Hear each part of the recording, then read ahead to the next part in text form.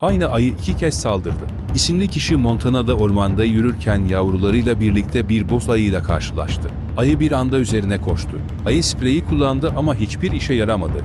Ayı üzerine atlayıp başını ve kollarını ısırdı, sonra ormana döndü. Kurtulduğunu düşünüp arabasına doğru yürümeye başladı. Ama sadece 10 dakika sonra aynı ayı tekrar ortaya çıktı. Bu kez ayı onu yeniden yere yatırıp kolunu ve omzunu ısırdı. Mucize eseri hayatta kaldı, ayağa kalktı ve kendi arabasıyla tek başına hastaneye gitti. İlginç bilgiler için takip etmeyi unutma.